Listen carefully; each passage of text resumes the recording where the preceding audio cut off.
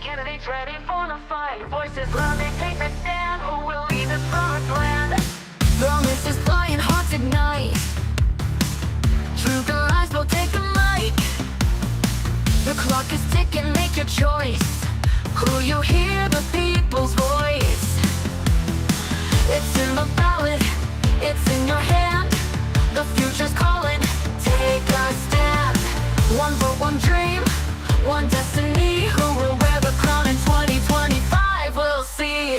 Words are weapons wielded, strong debates get heated. Right or wrong, they paint the town with visions bold. Who will rise, who will fold? Shadows linger, truth will spin. The battle rages from within. One by one they state their case, but only one can win. Candidates ready for the fight. Voices loud, they take the stand. Who will lead this promised land?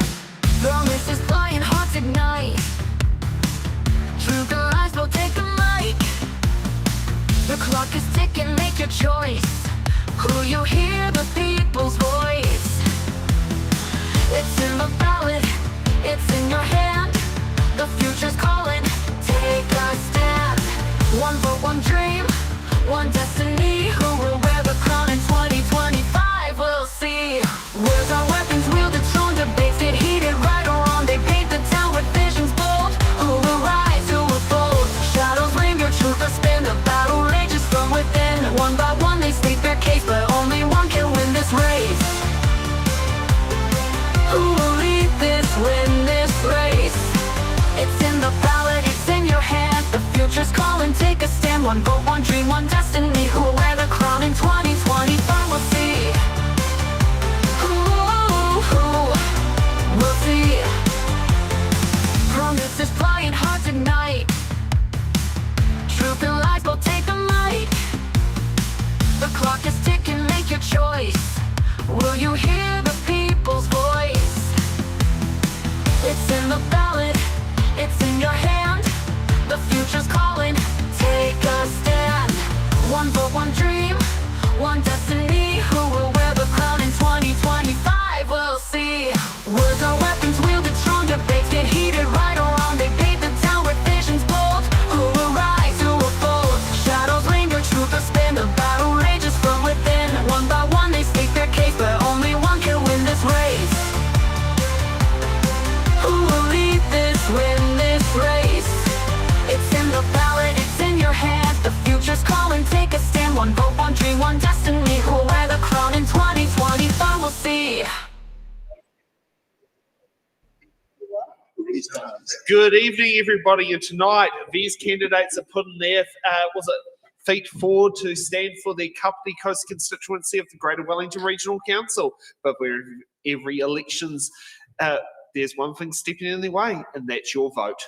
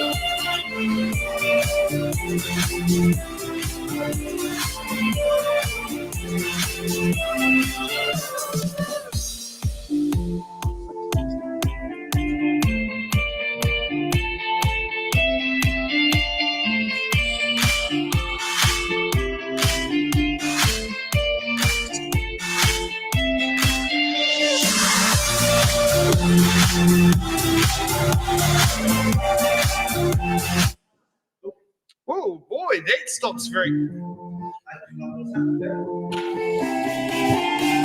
Just press camera 2. Otherwise, it will just keep replaying the same thing. We don't want to get told how long. Yeah. Yeah.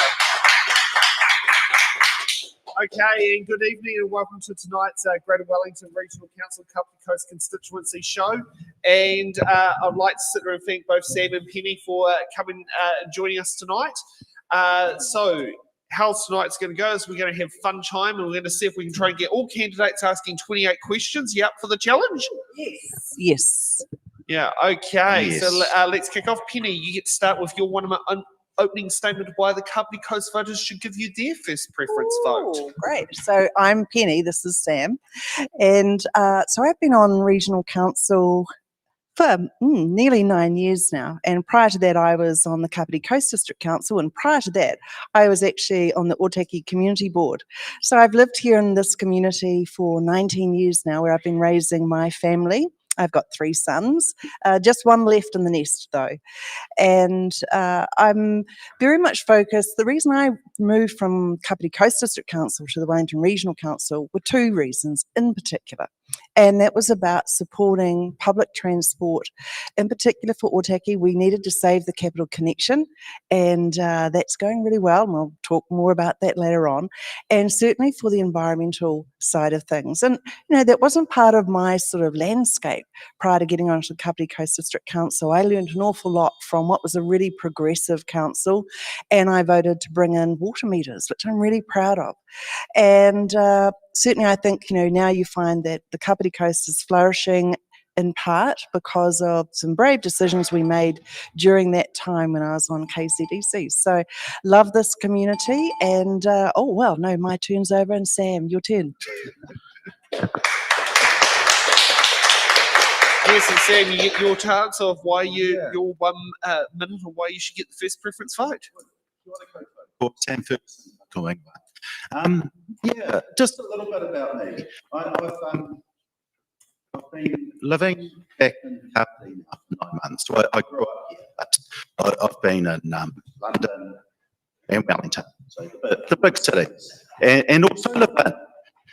And while I've been living in Wellington, I've been elected at Horizons Regional Council. So I've done the last 6 years there, and I've moved back down to Kapiti, and I wanted to bring the values that I've had up there and the experiences that I've had up there, and I wanted to bring them down and offer them for this community. And I do want to acknowledge the work that Penny's done. Penny's talked about some really great stuff, and I acknowledge that as well. But it's also about what can we do different? Where are the opportunities for our community to get better outcomes? So I'm going to talk a little bit about that during this evening. But it's a pleasure to be here, and thank you, Tammy, for hosting us. No problem, no problem. Okay, so we're going to do things a little bit differently tonight when it comes to the box questions, because we have 2 candidates here. We've decided we're going to ditch the button cards and ditch the defer cards, and we get 1 candidate to pick a box number, and both candidates will answer that question. I'm sure we're in great agreement with that. Yes, yeah. Affirmative. Yes, now, don't worry about the boxes there. That's from when we had a question host tonight. I'm being both Selwyn Too Good and Tenaka Kibushi here. So you're going to be having me doing 2 jobs at once. So let's kick off with Sam. What box number between 1 and 28? And you can say it in either English or Te Reo Māori. Let's go for 28. 28, not a problem. Oh, I better put them down so I don't see what letters are when I pull them out. Okay. And we've got S for Sam, ironically. How will you ensure Kapiti is prepared for climate change impacts like flooding and coastal erosion? Yeah, good question. And that's something I've been talking with this community about. One of the challenges that we face, and we just have to look at our neighbours. We've had Cyclone Gabrielle. We've had the Tasman district hit recently with 2 events. So how we build our communities, where we build, how we protect ourselves from flooding. And when I talk in the community about working with nature, one of the really important things there is that we can't build infrastructure that's going to protect us at the levels that we need because of the costs. So we need to think broader, and we need to think about what can we do in the river catchments? How do we slow down the rivers? How do we make room for rivers? So resilience through interventions, and a really good example is we see in the foothills all that pine being cleared, and that's been cleared right at the moment, and that creates flood risks. We need to be thinking about how do we retire that land? How do we plant that so that it protects us? Okay, Penny. Great, thank you very much. The huge question there, and it cuts across or is covered by my two main portfolios at Regional Council. I chair for a second term the Environment Committee, and of course we're very much focused on flood protection and erosions in our district and our region. And then also the other role I have at Regional Council is I'm chair of the Climate Committee. So the Climate Committee has worked to create a strategy and then an action plan, which we are systematically working through in the last 2 terms. And then also in terms of the environmental or the Environment Committee, we've actually had a very big focus in the latest long-term plan on making sure that for example, because there's many examples, but one in particular is the flood protection work we've done. Because of the learnings from Cyclone Gabriel around what went wrong with stop banks, we've had a very focused piece of work around making sure that our asset management of stop banks is up to scratch. And sorry about that bang on there. I got sent a personalised message, your mic's not working, which seems to be a bit contradictory. Oh, okay. That's not working. There's just out in the Okay. So sorry about that. Yeah. It's a bit frustrating when you get messages that don't line up with the reality, or it's like you fix the problem, but they tell you after the problem's been fixed. Yeah. It's So we're good to go. Yeah, exactly. Penny, what box number? 17. 17. Yes, good old age. You can enlist in the army, and but still can't be deployed overseas. Okay, so we got H for hotel. How accessible is the current Greater Wellington Regional Council, and what steps would you take to improve the accessibility if needed? So do I Yes. go next? Yep. Okay. Oh, yes. Lovely question, because I think all of us who seek to be representing our communities, that's something that we really all bring with us, and that's kind of in many ways the purpose, particularly in local government. It's even more so than, say, in central government. So we've got different ways, and I didn't want to give one example because there's always lots of examples, so I've tried to do that for this evening. So for example, recently we have employed for the first time ever for Waikanae and Otaki rivers a river ranger. So people are probably quite familiar with what a park ranger does, and we have those around our parks that the Regional Council is the steward for and the caretaker of. But for the rivers, we've only ever had that for the Hutt River, and so now we're doing it here in the Kapiti coast, and it's about bringing together the flood protection work, the recreational kind of interests that a community have, looking after the pathways, and just connecting back into our community. Okay, Sam. Yeah, that's a great question. I'm going to talk about 3 areas of accessibility here. So the first area is about access to council's decision making. So it's really important that workshops are also publicly available. So that's something that we've introduced at Horizons Regional Council, and we really need to be seen at our local councils as well. Unless workshops are focused on commercially sensitive information, they're making them publicly available. So that's the first area of accessibility. The second is engagement. So we see consultation happen. It's frankly Wellington City focused. And I've experienced that myself. When I made a submission to the Regional Transport Plan, there was an option of doing a drop-in session on Cuba Street in Wellington City or joining Zoom. We need options of dropping in our community so that we can engage in council decision making. And the third area of accessibility is about my accessibility. I've got a proven track record of committing to being engaged with the community, showing up and following up. Okay, Sam, what box number? Working downwards, we'll go for 27. Go for 27, okay.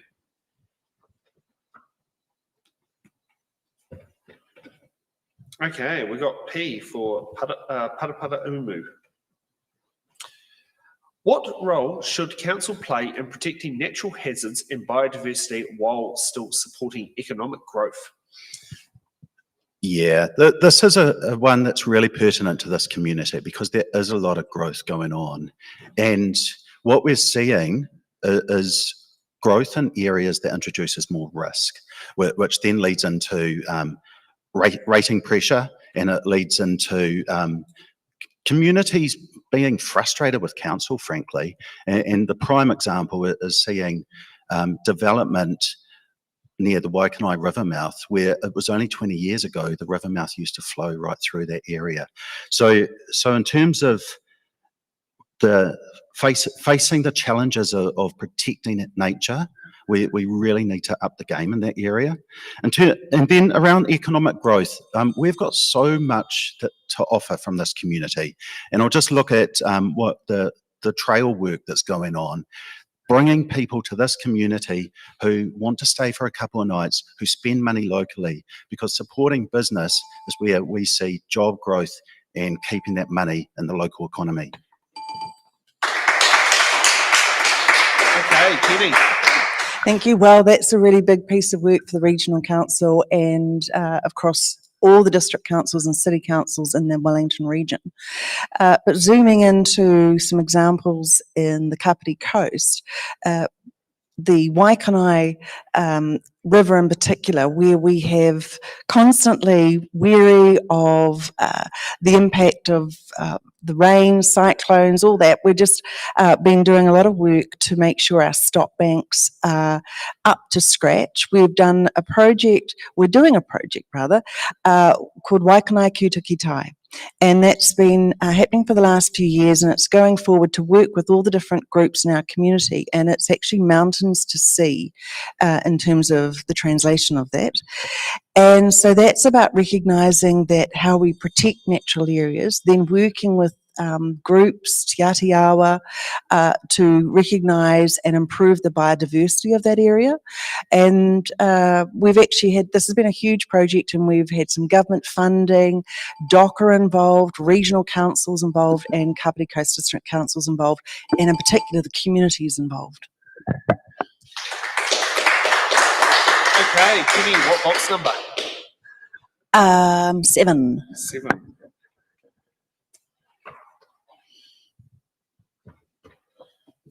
Okay, we got a J for Juliet.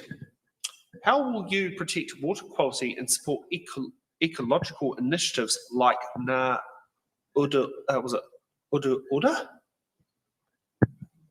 Okay, this is what happens when someone else writes the questions.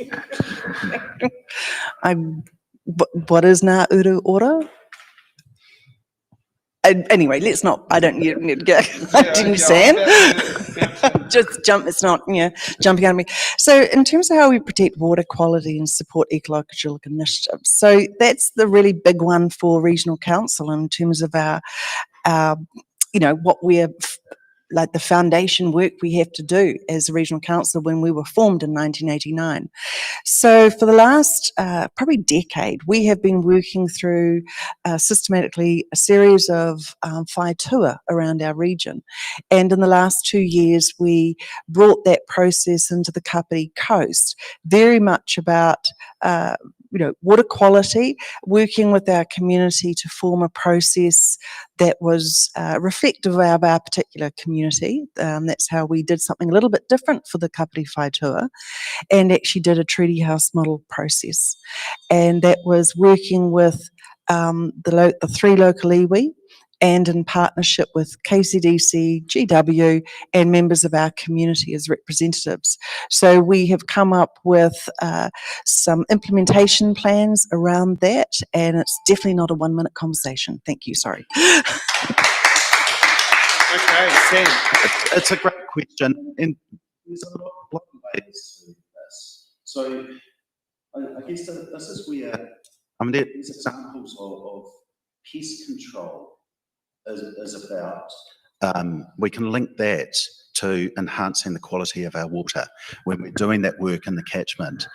I'll give an example. So part of my work over the last few years in Portofino has been working on Lake Portofino, and that's a lake that there's been national recognition of the state of it, and working with the community in place to focus on stormwater from the township to focus on rural water running off the horticultural land, to work with iwi and hapu to establish a wetland. So that's achieving outcomes that have ecological values, but also economic and environmental values. Actually, ecological and environmental are very similar, but yeah, so it's multi-pronged and so yeah, that's it. Okay, Sam, what box number? Yeah, I'll carry on working down. 26. 26.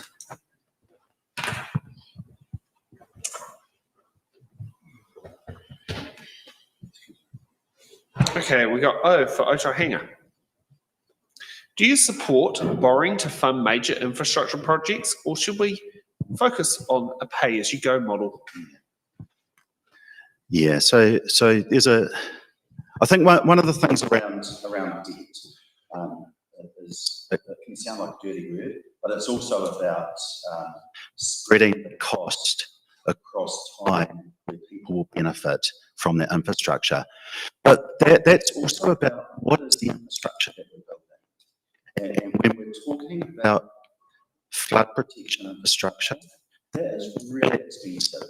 And a good example is that the cost of building a bridge has increased by 28% over the last 5 years. So when we're looking at any infrastructure around river catchments, around flood protection, that's putting significant costs onto the ratepayers, whether it's through debt or operational funding.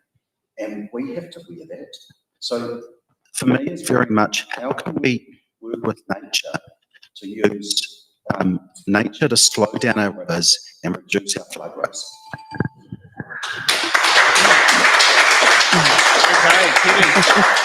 So I'll definitely be saying support borrowing to fund major infrastructure. Just like any household who, anybody in New Zealand or anywhere else who wants to buy a home, you tend to have to borrow the money. That's just the reality of the kind of economies that we have these days. An example of that would be we would never get any progress on the significantly expensive infrastructure of buying new forms of public transport. So whether they're the electric buses that Regional Council have been investing in, or the new trains that Regional Council is investing in, which is in the circa of $800 million, there's no way that we would ever get any progress and improvements in our public transport if we were to go, let's wait for the day that we have that money in hand. Okay, Penny, what box number? 3.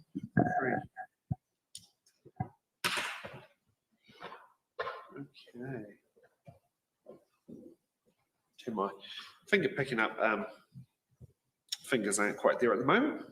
However, we have Q for Queen Elizabeth Park. How will you ensure Mana Whenua lead and shape council priorities? Thank you for this question. Sorry, did I write this one? I don't know. It's a bit, No, because this is a dream one. So in the last term, in the last couple of traineums, we were recognising that we wanted to see a different way of doing and being with Mana Whenua on our council in terms of leadership and decision making. So this traineum, in the lead up, very early on in the process, the lead up to our long-term plan, we decided to change and put in place an environment committee that I chair, climate committee, transport committee, and the long-term plan committee, which is the membership is the regional council laws and Mana Whenua. And so together, right from the get-go, we work together to create and shape and influence our long-term plan together. And that was a committee that completely shaped the long-term plan and then was signed off unanimously by the regional council. Okay, Sam. Yeah, so I can talk about my experience, and I think how I've operated in the past shows how I'll operate in the future. And I've got a couple of examples. So the first one is bringing a new bus service to a town that doesn't have a daily bus service, and working with Hāpu in place, working with Mana Whenua to help shape up what that service looks like. And that's right from the start. So that was something that was not required, it wasn't mandated, but because I was chairing that committee, so I took the time to ensure that that happened. And the other one, again, working in place with Mana Whenua, is on Lake Whenua. And it's bringing exactly the same thinking. So we can talk about having governance relationships, but it's also about having personal relationships and ensuring that right throughout the council organisation, we've got the mechanisms in place to for input to be received at the right times.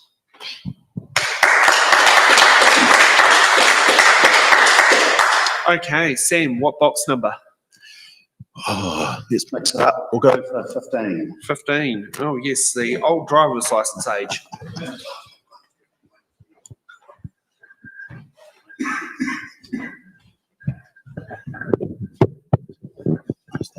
Yes, I'm receiving personal messages about the microphones the whole time, and it's yeah. Yep. Okay, we need to find another word for why, because I'm getting sick of saying yellow, and I've been told the phonetic alphabet's off limits. Wellington Water is under pressure with ageing infrastructure and water loss issues. The region may need around $1 billion annually to address these challenges. How would you advocate for sustainable funding and increase resilience in our water infrastructure? Yeah. So I do have to acknowledge the responsibilities where the regional council plays locally. So water delivery is through the local council. But actually, Penny talked about introducing water meters, and that is a really good example of where we're valuing a resource, and we're also identifying where the resource leaks, basically. They're leak detectors. And also looking at Wellington City. And Wellington City is facing significant issues with water infrastructure. And that's an example of deferred maintenance. So I know I'm not addressing the question directly. I'm talking about these because these are examples where infrastructure investment, asset management, I'm not here to kick the can down the road. So yeah, it's a priority for me, especially these essential services that we manage them on behalf of the community to the extent that they expect us to. And Penny. Thank you. So I will change the question to how did I advocate for sustainable funding and increased resilience in our water infrastructure. So yes, when I was on KCDC in my first term and Jenny Rowan was mayor, we were faced with the very challenging environment of how we would deal with decisions and planning for increased population, what would our approach be to water? And after much consideration, information, research and all that, it was a very big palaver. We did vote in water meters and we bought the land for the dam for when we need it down the track. So I just want to share that in particular because I think 10 years down the road, we forget how hard that was at the time for this community. It was a very divisive issue. And now everybody is actually saying, and Jenny Rowan and I talk about this often, people come up to her in the street and say, I'm really sorry I kicked you out from being the mayor because now I realise that was a really good decision. And it was a lesson for me in politics about you have to go with what is future-proofing for your community.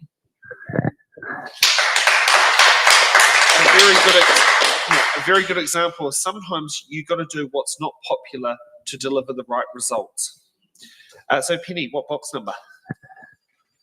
12. 12.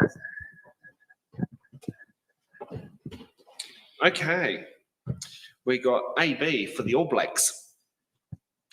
Is it fair to say Greater Wellington Regional Council has deviated away from providing core services to the community? No. Thank you. Yeah. So just thinking back to in 1989 when regional councils were formed, when they reshaped local government in New Zealand, what were we given the task to do? Look after our waterways, and that's when they carved up the ones in the Kapiti coast. A bit strangely, some they asked regional council to look after, and some were for KCDC to look after. For our regional council, they carved up that as a core service, we would be providing public transport. We're doing that. I think we're doing the things we're being asked to in terms of the legislation, but then also what we're asked to do by our community. So, yeah. Sam. Yeah, it's a topical question, and certainly the government are talking about some of those core services as well. But I think one service that I will focus on, and I've heard it through the community, is around the economic development and what this community, what Kapiti Coast is contributing. So that the message I'm hearing, especially in the business community, is that the current model isn't working for us. So that is a service that the regional council is involved in. It's a service that our local council supports involvement in, but it's also about how does it work for our community. So yeah, that is one that I think we need to really have a look at. How does it work for Kapiti? How do we get the value that we deserve from our investment into economic development and supporting local businesses? Because when that money can stay local, then that's local jobs, that's local businesses, that's a thriving community.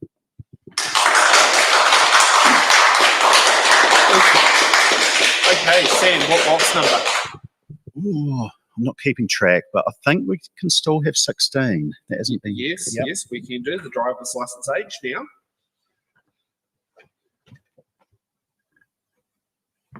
Okay, we've got W for Waikanai. What experience of or skills do you have?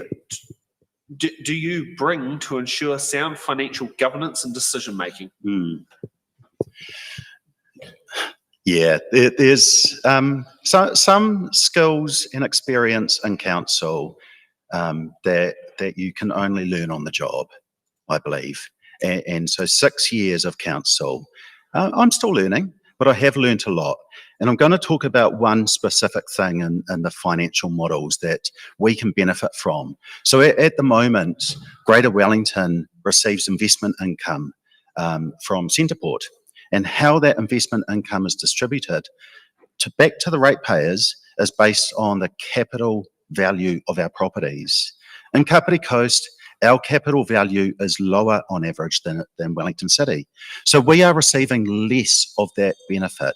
So what I'm proposing is that we instead distribute that based on a fixed amount to every property. Then that will ensure that the people of Kapiti get our fair share of that investment revenue to help reduce our rates. Penny. Great. So in terms of my skills, I'd zoom in to say that right through back in my 20s, one of my voluntary works that I did was to be a budget advisor for people in the Poirua community.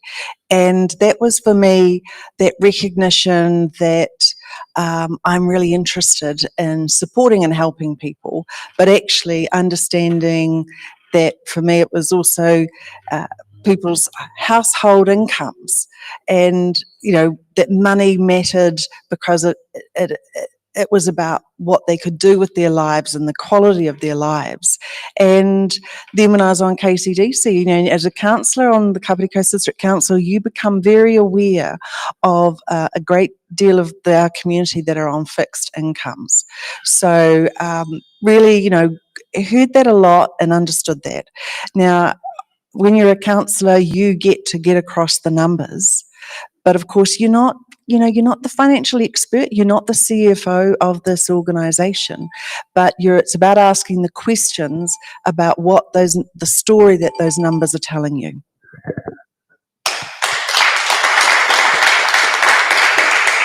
Okay, Penny, what box number? One.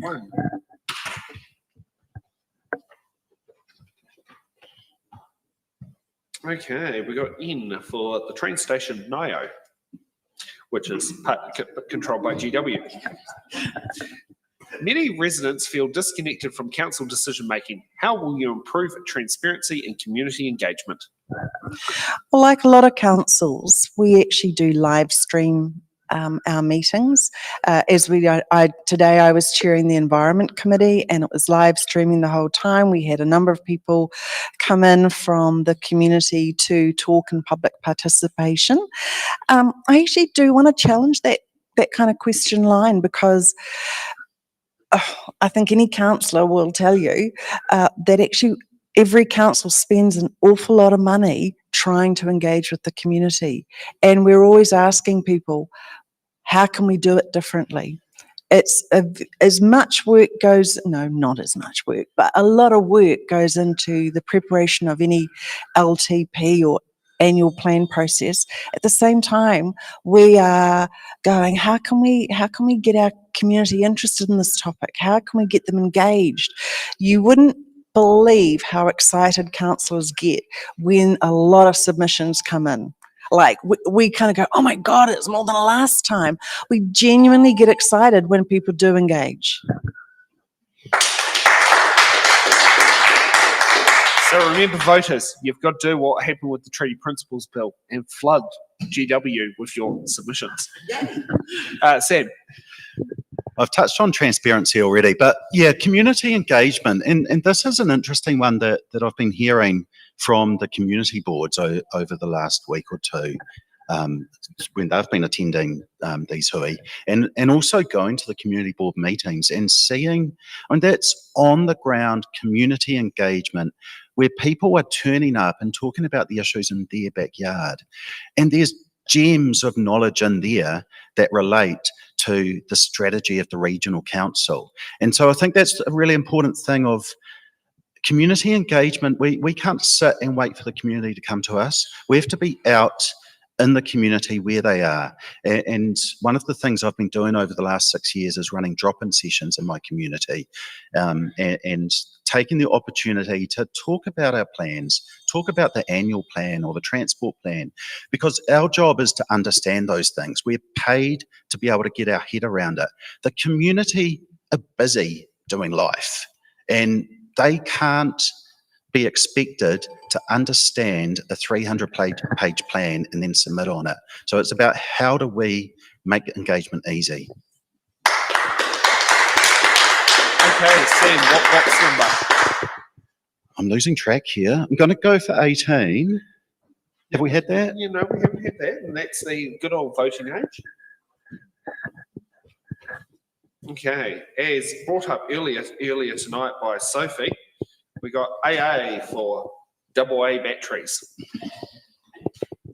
It's a bit better than saying the Automobile Association or a couple of other ones we don't want to mention. What is the biggest challenge facing the Greater Wellington Regional Council? Oh, you could look at this a whole bunch of ways, and you could say it's Christopher Luxon talking about whether regional council should even exist, but there is a place for regional councils. There's a place for those services, where the responsibilities that regional councils hold. But I think one of the issues that we're facing, that we're really grappling with in this community, is growth, and how we deal and respond to growth. Where do we build? Where don't we build? We over decades have built in places that are actually really expensive to protect. We're seeing communities where their insurance premiums are increasing because of decisions of the past. It's easy in retrospect to sit here and look at those decisions and say they should have made a different one. But then, as a community, we continue it. So the challenge is, how do we take the time to look 30 years ahead? As this community evolves and develops, what's that 30-year horizon? Okay, Penny. So I would definitely say the greatest challenge for us, is that sounding okay, is actually the affordability for our residents, for the businesses in our community. Rates are very tough to strike when you're a councillor. It's very full of angst, believe you me. And that is for every council. Because we're all homeowners, well, most of us, you know, we're all understanding how tough it is on people, but at the same time, we are wanting to deliver the aspirations of our community. So those long-term plan processes come around every 3 years, and we hear from people what they want. But actually, as a councillor, you hear it virtually every day from whether you're, I live in Otaki, so it always takes a bit of a long time to go and do the grocery shopping, because you know your community and they come and chat to you about what's going on for them and what they want to see happening, particularly around transport for Otaki. Now, very big conversations, very important conversations, expensive conversations. So if you need to do a quick shop, do you just drive up to Levin to avoid the people? No, you know, like, don't you like, do you know, do that thing when you do it online? Oh, online Yeah. Online shopping. That actually solves the problem. Yeah. No, I can picture what it's like to go around the supermarket and it would take 2 hours to get around, but half of it was talking to constituents. Yeah. I can tell you that when you come around the corner and you see another person come around the other corner and you go chip aisle, but also I've got about 10 seconds to download what we last talked about. That's why I've got my name on my jersey, so people don't have to think, do I recognise that face? No, they just tap you on the shoulder. Yes. Penny, what box number? 2 is. No problem. Okay. We are F for Foxtrot. Will you advocate for rail electrification beyond Waikanai and better Metlink services? Okay, so this is hard for people to understand, and I keep getting asked this. So yes, I do advocate for better Metlink services, but that is not going to be electrification to Waikanai, because we are getting the trains that don't need electrification beyond Waikanai. And very shortly, we're going to be announcing the successful tenderer for that. So that is the $800 million circa kind of money I talked about. We're getting the trains that will go beyond Waikanai, where there is no overheads to kind of click into, and they will go all the way up to Palmerston North. Now, the reason we're doing that is because if you spent couple of $100 million doing the electrification just from Waikanai, just to Otaki, it doesn't then help the Levin people or the Shannon people or the Palmerston North people. And the other big one, it doesn't help at all the need to replace the trains entirely for the Wairarapa, because they have no warrant of fitness left after the next 4 years.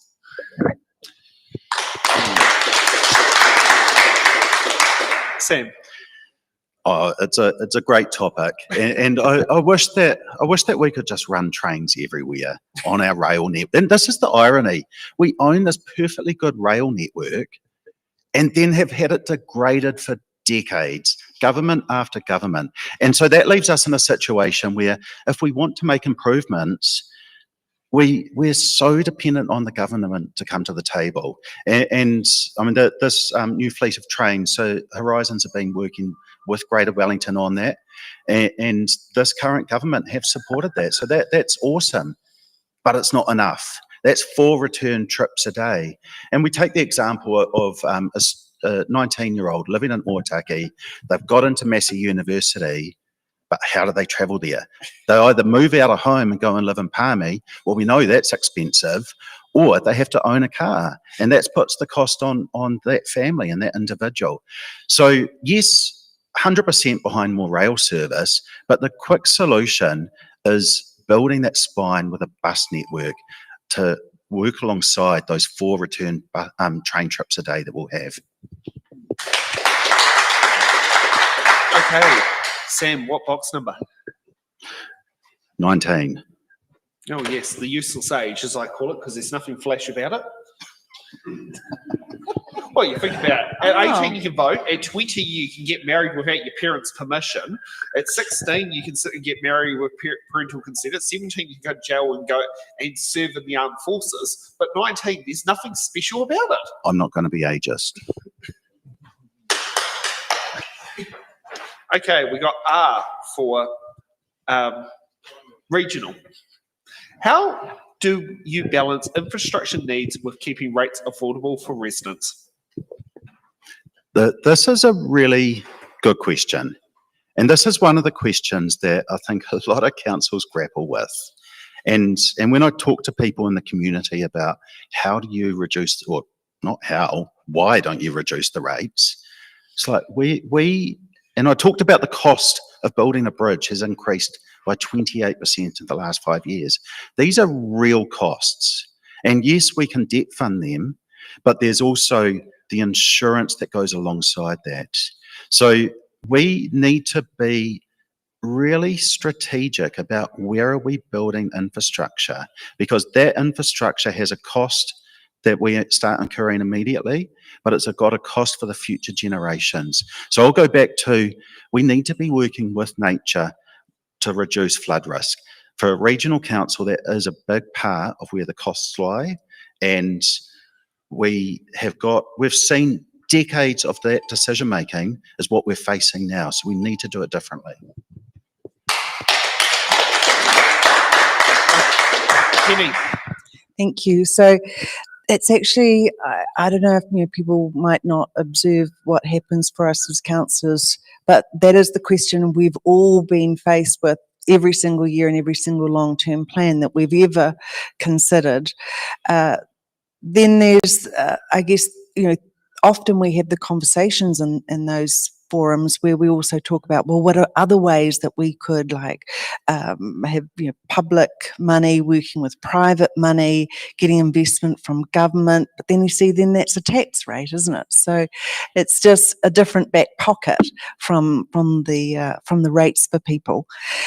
And I guess the balance of the infrastructure, because again, going back to, we are looking to deliver on the aspirations of our community, and infrastructure projects are incredibly expensive. But I think every community with population growth, a desire to do things differently and be more environmentally sustainable, we do have to grow our infrastructure. We have to also maintain our infrastructure once we do get to grow it.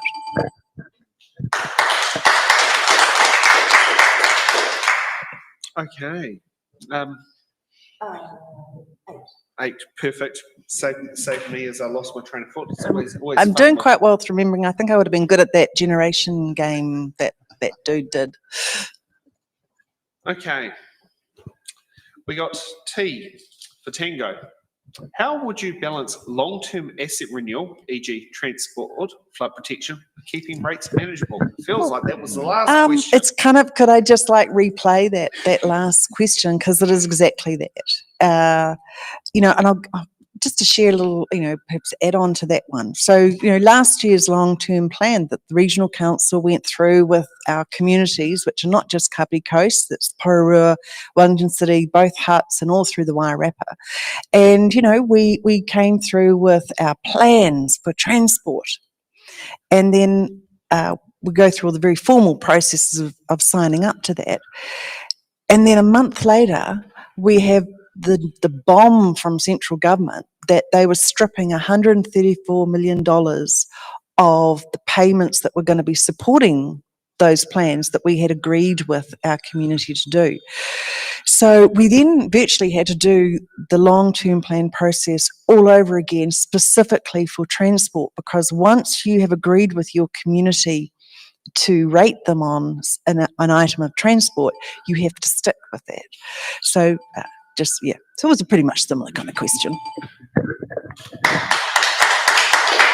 And Sam.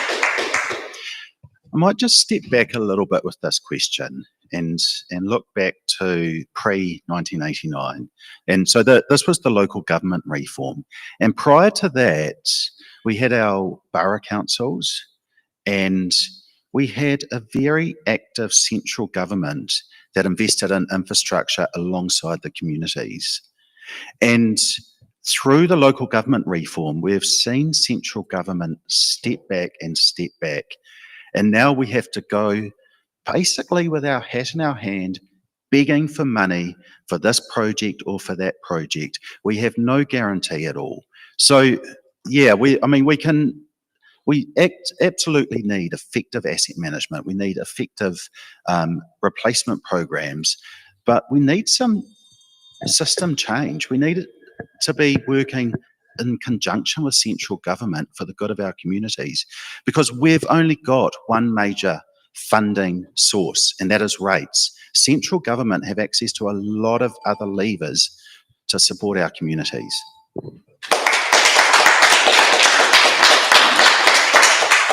Sounds like this is going to be a lobbying for a law change on revenue collection tools for councils.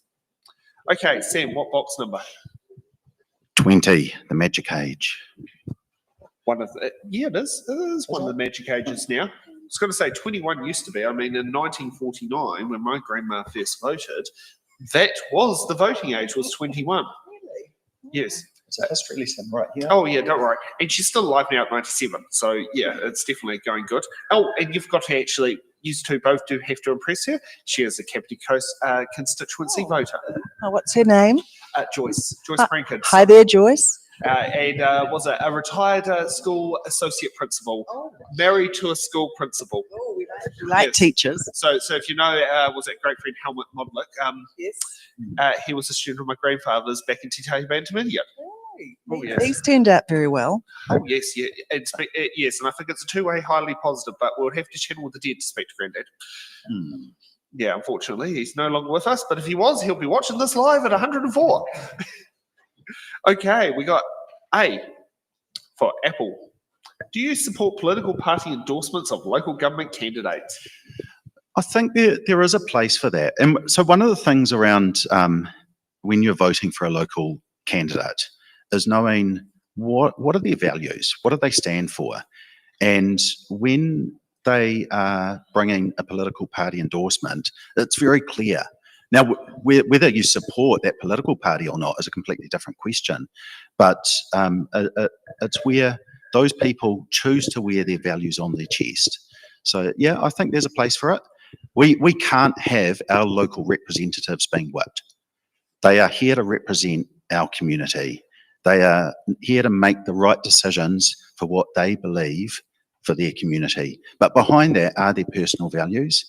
And yeah, if they're prepared to put those out publicly, then I think that's not a bad thing.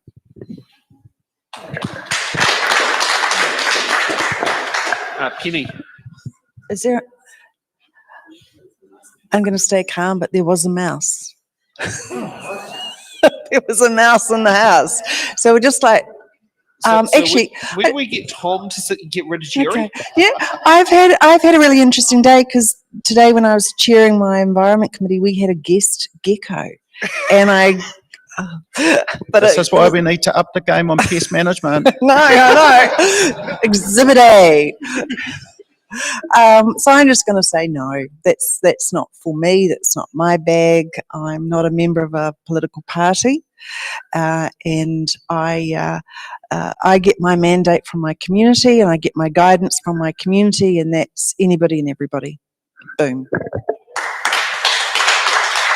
Okay, Penny, what box number? 9. 9. What? To go up my trousers? Yeah,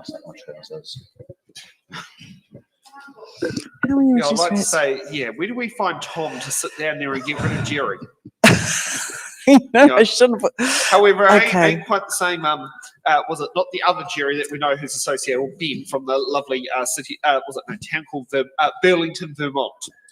Okay. So we got E for electrification. So how will you reduce rates without cutting vital services? It's not possible. It's simply not possible. I guess some people would say, how will you reduce rates increases without cutting vital services? And again, I don't know that there is a way, because people seem to think everything's vital. I think everything we do is vital. You know, when you look at, if you were to break down, and this is over, you know, many years of being on councils at KCDC, I always used to ask, like, can you give us what was the, you know, say it was a 5-6% increase. Of that, often it would be simply, you know, inflation would be 2.5%. You know, often, and it probably still is, probably even more now, government legislative changes imposed on councils everywhere in New Zealand is probably at least 1.5 to 2%. And that's for regional councils as well as district and city councils. It's just not doable.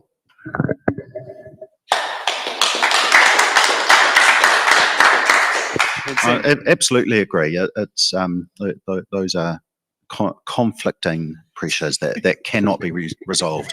But I guess again, I would step back, and I mean the reality is that the current financial model is not sustainable. New Zealand as a country is one of the most centrally taxed countries in the world. And yet, we don't see that money locally. That investment locally is not available for the services that we need. So, yeah, we exist in a system that pits us financially against the needs of the community. We can't win that in the current system. So we have to be talking about, what does a different system look like? And that's a broader conversation, but it's a really important role that our councils need to be playing as well, because we do get the ears of the ministers. We do get the ear of the Prime Minister on occasion. And ironically, we can't seem to convince the government to pay us rates for the buildings that they own. Oh, wouldn't that be lovely? Imagine a Defence Force base paying a rate, eh? Or getting the GST back, you know, things like that. So true. Or, I mean, making councils residential rates exempt from GST. Yeah.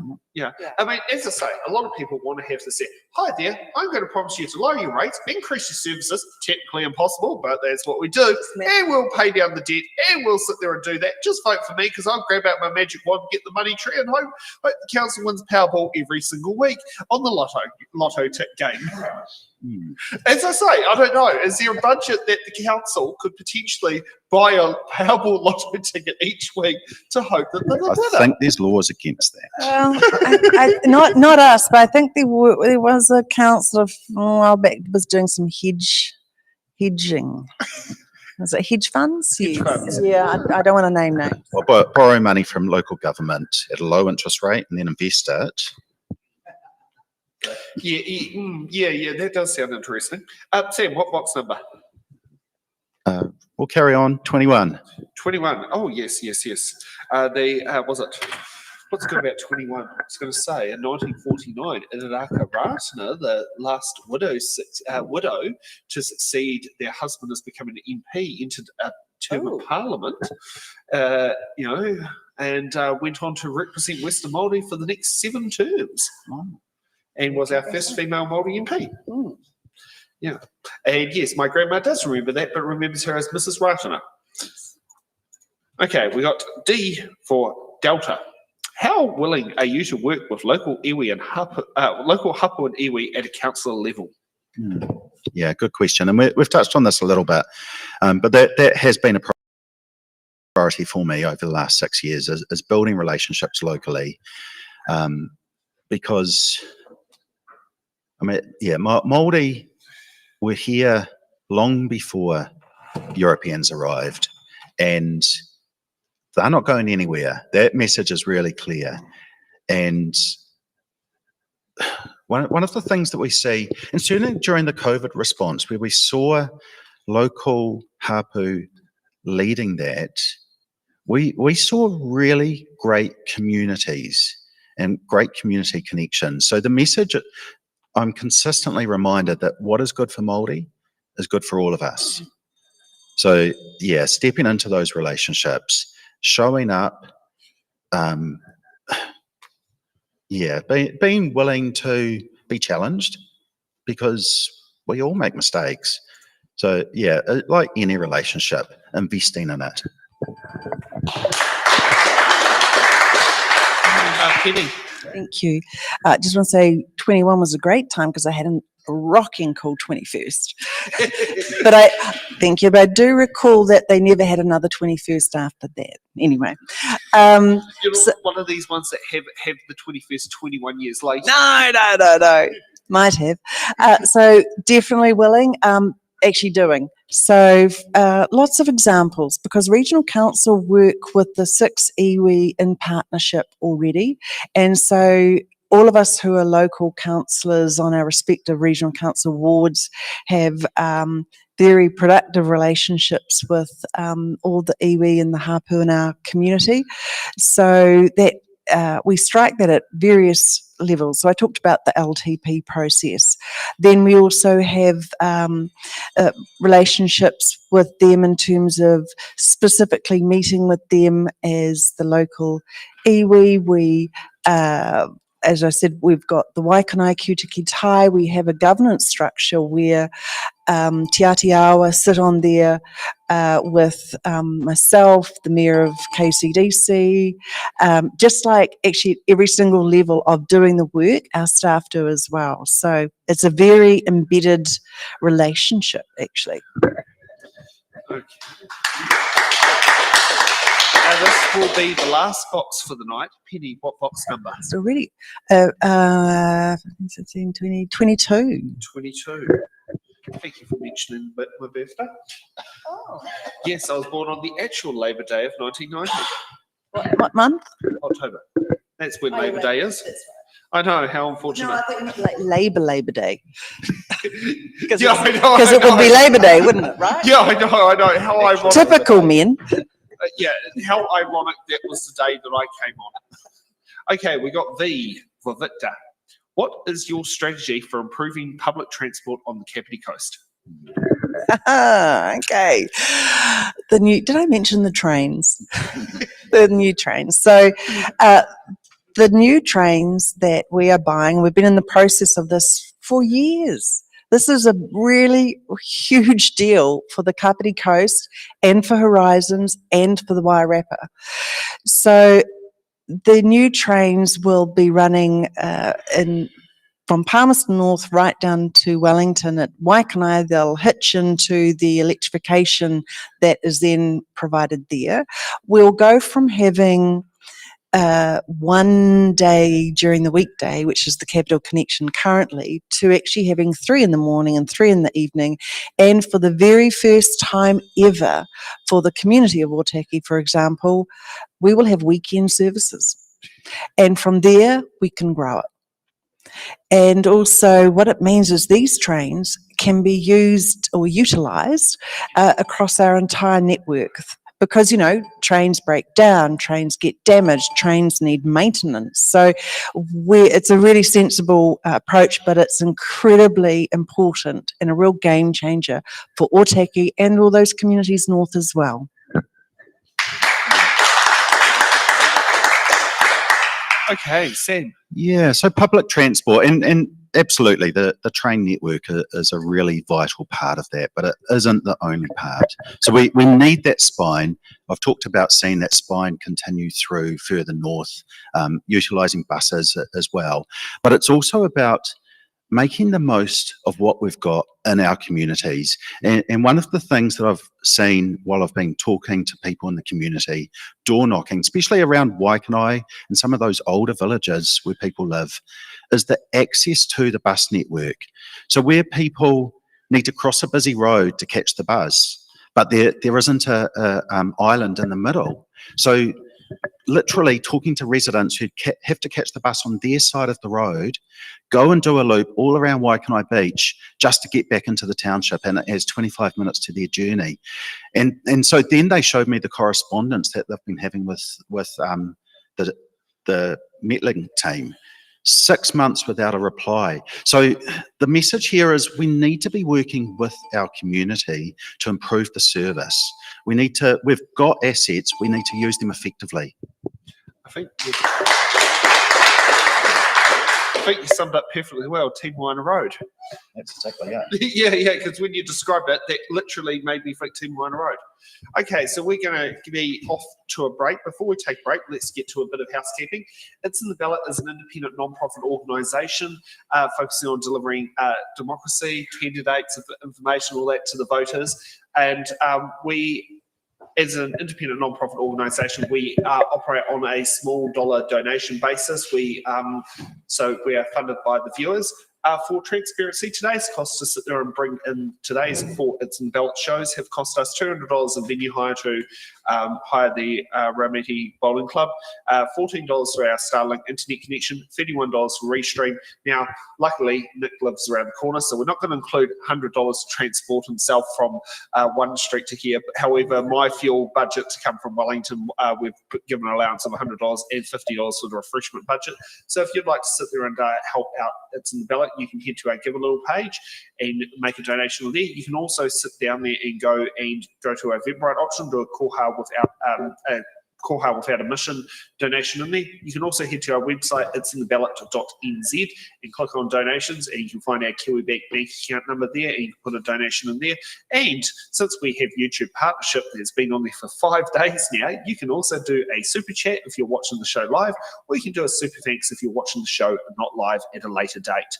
So if you would like to sit there and help continue bringing these shows across all over New Zealand, please sit there and show us support. Okay, we're going to take a quick 10-minute break, and then we'll be back for hard-hitting questions. Right.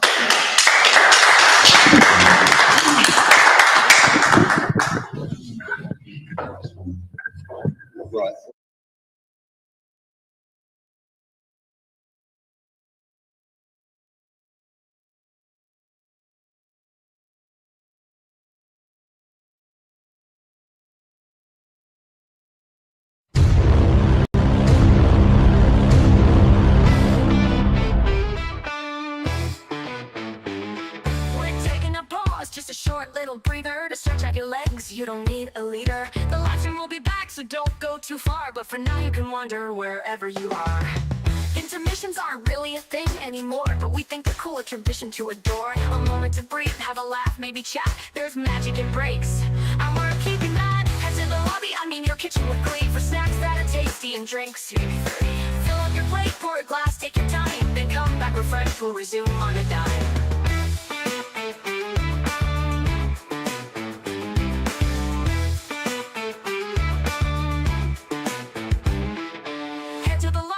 Your kitchen with glee, for snacks that are tasty and drinks. Maybe 3. Fill up your plate, pour a glass, take your time, then come back refreshed. We'll resume on a dime.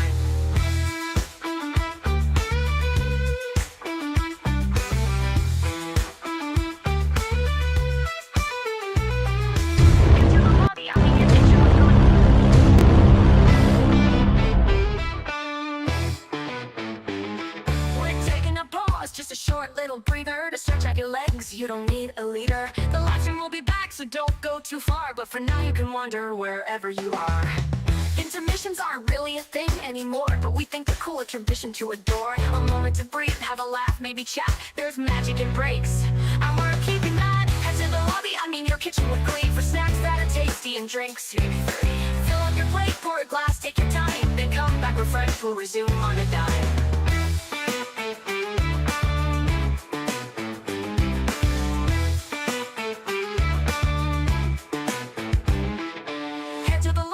Your kitchen with glee, for snacks that are tasty and drinks. Maybe 3. Fill up your plate, pour a glass, take your time, then come back refreshed. We'll resume on a dime.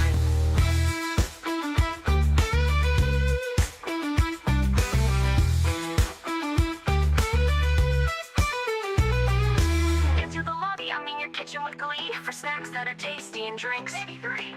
Fill up your plate, pour a glass, take your time, then come back refreshed. We'll resume on a dime. The lobby, your kitchen with glee, for snacks that are tasty and drinks. Maybe 3. Fill up your plate, pour a glass, take your time, then come back refreshed. We'll resume on a dime.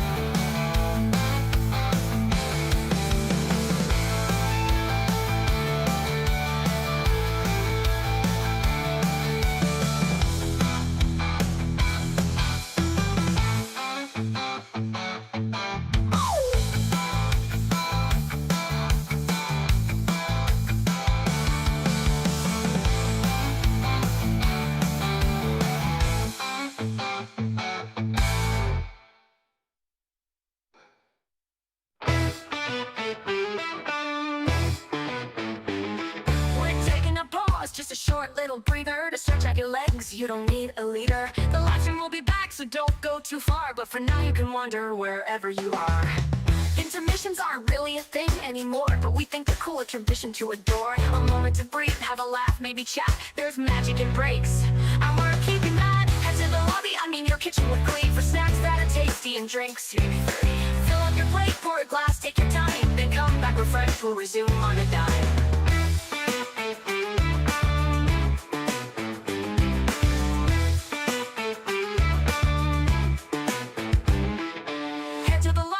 Your kitchen with glee, for snacks that are tasty and drinks. Maybe 3. Fill up your plate, pour a glass, take your time, then come back refreshed, we'll resume on a dime.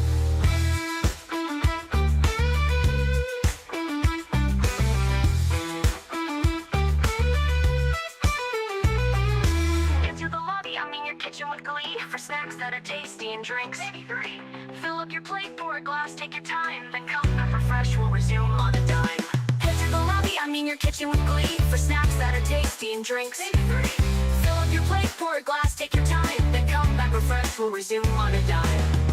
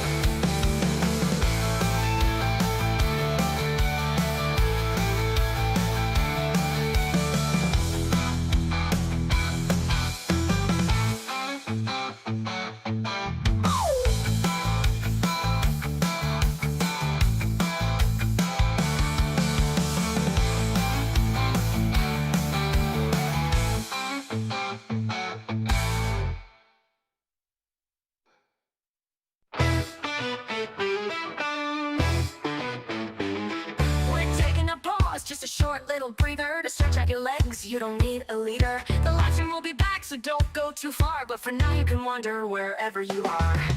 Into Intermissions aren't really a thing anymore, but we think they're cool, a tradition to adore. A moment to breathe, have a laugh, maybe chat. There's magic in breaks, and we're keeping that. Head to the lobby, I mean your kitchen with glee, for snacks that are tasty and drinks. Fill up your plate, pour a glass, take your time, then come back refreshed, we'll resume on a dime.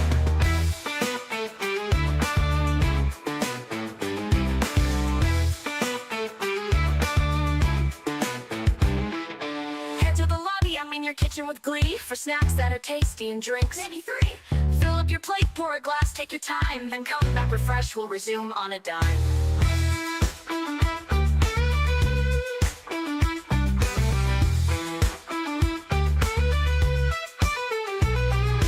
Into the lobby, I mean your kitchen with glee, for snacks that are tasty and drinks. Maybe 3.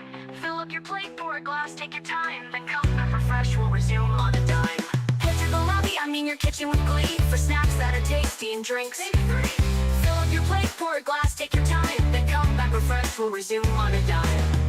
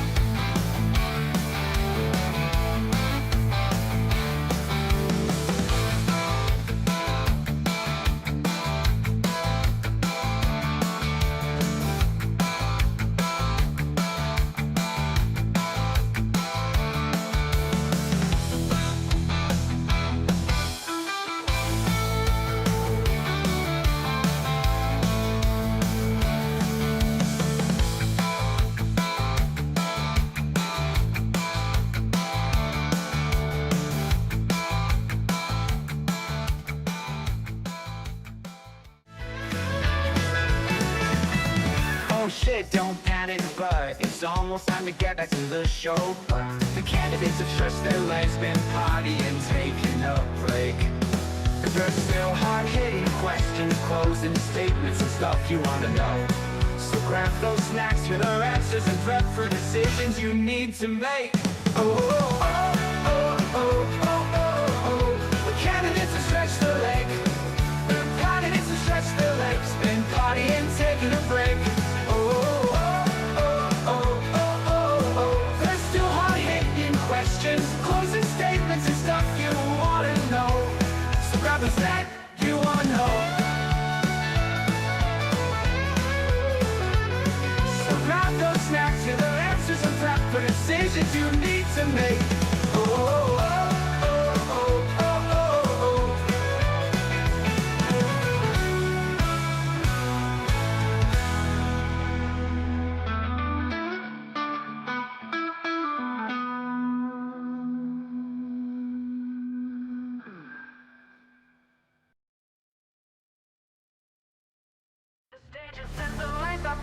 Candidates ready for the fight. Voices loudly take the stand. Who will lead this promised land? The mist is flying, hearts ignite. Truth or lies will take the mic. The clock is ticking, make your choice. Who you hear, the people's voice. It's in the ballot, it's in your hand. The future's calling, take a stand. One vote, one dream, one destiny. Who will wear the crown in 2025? We'll see. Words are weapons, wielded strong. Debates get heated, right or wrong. They paint the town with visions bold. Who will rise, who will fold? Shadows linger, truth will spin. The battle rages from within. One by one they state their case, but only one can win this race. Who will lead this, win this race? It's in the ballot, it's in your hand. The future's calling, take a stand. One vote, one dream, one destiny. Who will wear the crown in 2025? We'll see. We'll see. Promises flying, hearts ignite. Truth and lies will take a mic. The clock is ticking, make your choice. Will you hear the people's voice?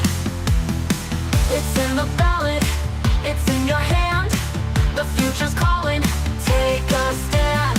One vote, one dream, one destiny. Who will wear the crown in 2025? We'll see. Words are weapons, wielded strong. Debates get heated, right or wrong. They paint the town with visions bold.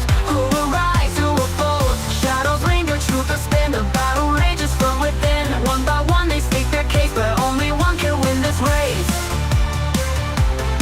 Who will lead this, win this race? It's in the ballot, it's in your hand. The future's calling, take a stand. One vote, one dream, one destiny. Who will wear the crown in 2025? We'll see.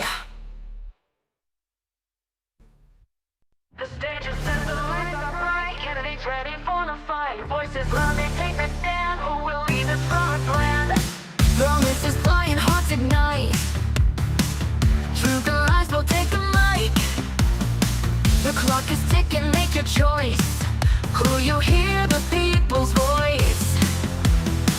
It's in the ballot, it's in your hand. The future's calling, take a stand. One vote, one dream, one destiny. Who will wear the crown in 2025? We'll see. Words are weapons, wielded strong. Debates get heated, right or wrong. They paint the town with visions bold. Who will rise, who will fold? Shadows linger, truth will spin.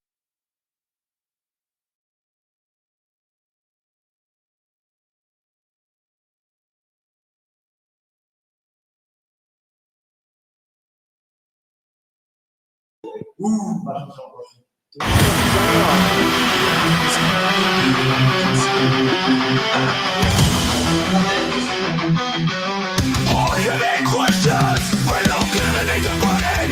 One does a question, because every candidate has an answer behind. Hard-hitting questions. Okay, so hard-hitting, let's get straight off to hard-hitting question number one. Given the strategic why does spit have to go on my tongue when I want to speak? Given the strategic importance of Kapiti Coast Airport during emergencies, how would you support GWRC's collaboration with Kapiti Coast District Council and other partners to strengthen regional civil defence and disaster readiness? Penny. Well, we're continually actually improving as we go because, disasters and emergencies are not new and are on our radar. And, I think it's human nature that occasionally, you go, oh, well, we haven't had a disaster for a while. So things, slow down a bit in the thinking. And then you have something like Cyclone Gabriel, or you have a big earthquake elsewhere. And then everybody goes, oh, wow, learning from the lessons. Have we got the right structure? So part of that renewal process is actually ongoing. Regional Council is right at the centre of that for our region, and very much I just want to add to the fact that yes, we've got the Kapiti Coast Airport in Paraparumu, but up in Otaki, where I live, we actually also have the Otaki airport. I guess, I don't know if many of you know about that one, but How much are landing fees? I don't know, but they can land jets. I don't know, there's just, not how all of us roll in the Otaki community, but there's planes and stuff happening in there. So, right across our region, all the councils, all of them are working together. So I think, we want to make sure that everybody has the confidence that this is a very big priority for all of our councils. Okay. Sam. Yeah, so the first part of that question around the strategic importance of the Kapiti Coast Airport during emergencies, I just question the premise of that question there, because bringing choppers in, there's landing places in various fields right throughout this community. So, yeah, emergency management, absolutely. We need to be working with our communities, continuing to strengthen relationships. And I think that's where it's so vital that our regional council, our district council, our community boards, iwi, hapu, and our communities at large have really strong relationships. So when the going gets tough, we can lean on those. In those emergency situations that we know that we're planned as a community, we know where the resources are that we need locally. And a good example is Marae. We're ensuring that Marae have solar panels, water on site, so that they can play such a critical role in those emergency situations.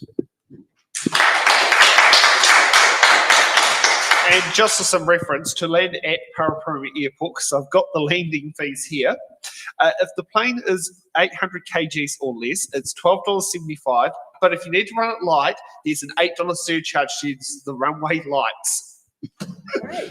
Yeah. So yes, and if you're a helicopter, it's $11.75. But if you need to use the runway lights, it's an $8 surcharge. And if you want to park the plane there, it costs $7 to park it overnight. So these are some random facts. That's cheaper than car parking in Wellington City. I know. Well, actually, let's see if you have your everywhere retractor that probably weighs between 1,800 kgs and 4 ton. Your landing fee is $27.75, and it's $16 to use the runway lights surcharge. So yes, if your everywhere retractor might not quite be so cheap in Wellington to park as the Kapiti Airport is to park a plane. Okay. So let's get on to hard-hitting question number 2, since we're going to stop talking about airport landing fees. Are you comfortable with the way regional council manages its debt position? Sam? Yeah, debt's one of those words. I think I said it was one of those dirty words earlier. And on the surface, we see community groups that get really worked up about councils having debt. But it plays a really important part in intergenerational equity. And it's then about what is the debt we're incurring. And I've been talking about our infrastructure investment and those decisions that we make. So not uncomfortable with the debt position, but it's also about our community having a voice for those strategic decisions, and that's not an easy one. So yeah, my time over the last 6 years of council, just building those relationships, talking with the communities, running those drop-in sessions, it helps people understand our strategic priorities and how our decision-making affects them. Okay, Penny. So, well, it'd have to be, because I am the incumbent councillor and have been.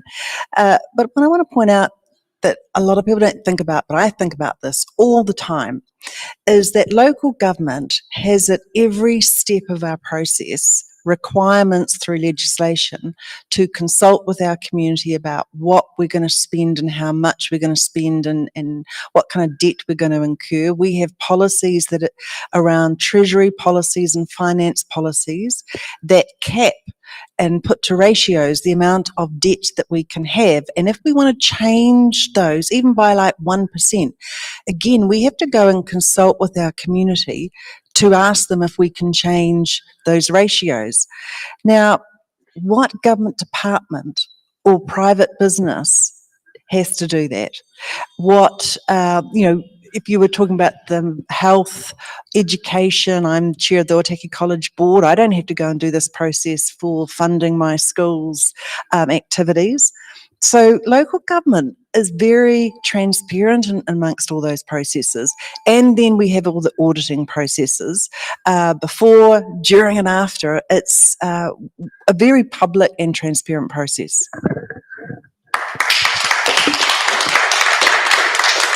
Okay, let's get on to hard-hitting question number 3. Okay, a Māori constituent for GWRC, Te Upoko I Te Ika a Maui, has been established for the 2025 election alongside the Kapiti Coast Māori Ward. How would you ensure meaningful collaboration with mana whenua and support leadership in regional planning and service delivery? Penny. So thank you. So as I mentioned in one of my responses earlier about the long-term plan committee and how we changed the structure and brought in to the table right from the get-go were all 6 iwi of our region. Another thing we did this term was to, alongside having an environment committee and a transport committee at the same tier right under council, we have the Te Tiriti Komiti. And that's about the work we do as an organisation and how we are set up in our partnership relationship, if we are doing what we ought to be doing and thinking kind of like the bigger picture for ourselves as an organisation and looking at the work we do and how that fits in. One of the pieces of work that we did is an independent audit of the partnership relationship that we have with our iwi across the region. So we've very much been not just waiting around for will we have a Māori ward, which we don't know that is secure and locked in given the referendum that will be coming up with the elections. So we have other ways of structuring our organisation to have leadership and voices at the table. Okay, Sam. Yeah, great question. And yeah, we saw this leaflet sort of holding that up, but that's embracing Te Tiriti in Kapiti. So personally, I'll be voting yes in the referendum for retaining Māori wards. And part of my work at Horizons was to bring in Māori wards up there. And it's been an incredibly positive experience having 2 Māori ward councillors sitting at the table, helping to inform our decision making. But that's not the only thing. It's one measure, and that may not remain depending how this referendum goes. So it's then about how do we operationalise these relationships. And one of the questions that councils are often asking, they're going out to iwi and hapu and saying, what do you think about our strategy? What do you think about our plans? Well, let's turn that question around. What is your strategy? What are your plans? How can we support that? So that's a different type of conversation that we need to be stepping into.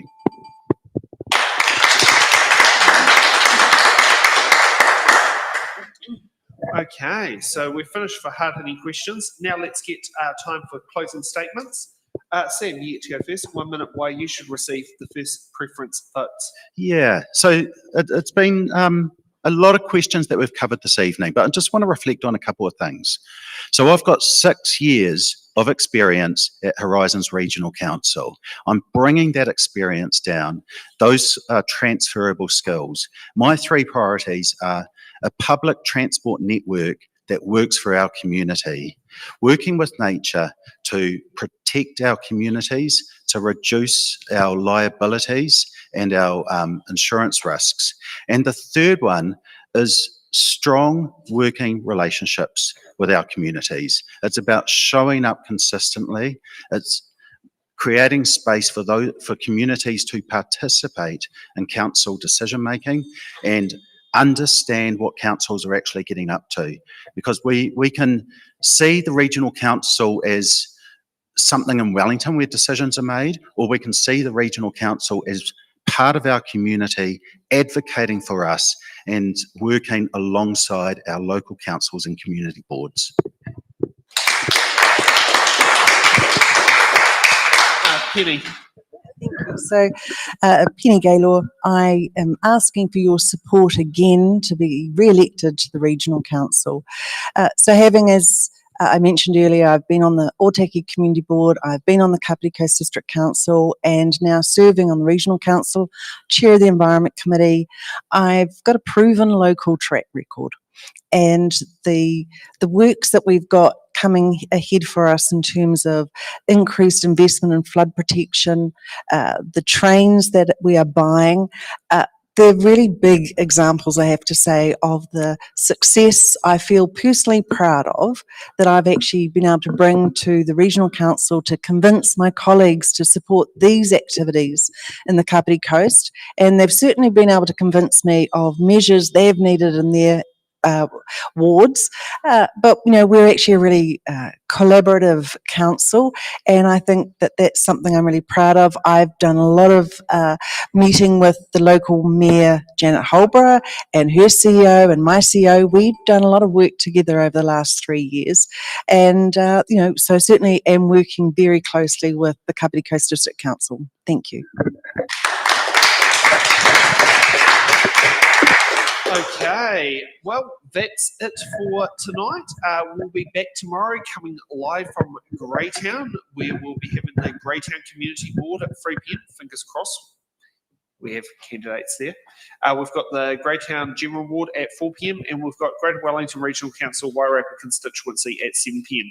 So if you want to sit there and check it out, head on.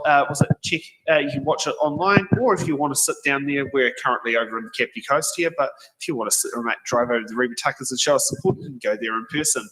Can I also sit there and thank our candidates for coming tonight to put their feet to the It's in the Ballot fire. It's not easy joining us here. I'd like to thank our audience for participating tonight, and as I always say here, the Kapiti Coast always strongly supports us, regardless of who's standing and all that sort of thing, and it speaks absolute volumes having the support there, and it really sits down there and actually, shows the appreciation of the hard work that goes in. I'd also like to thank Nick, who's been behind there, and thank you for also stepping in earlier today with some of the presenting. Today has not exactly been an easy day for myself. It's not easy dealing with candidates who see their own shows in isolation while setting up for another show. It is definitely, so thanks to sitting there doing that, as that has caused a few little things there. And I'll be honest, today my confidence ain't quite normally where it normally is. Also sit there and also like to thank Stacey. Was it Stacey and Laura for their two different parts with the graphics and the remote editing for tonight's show. And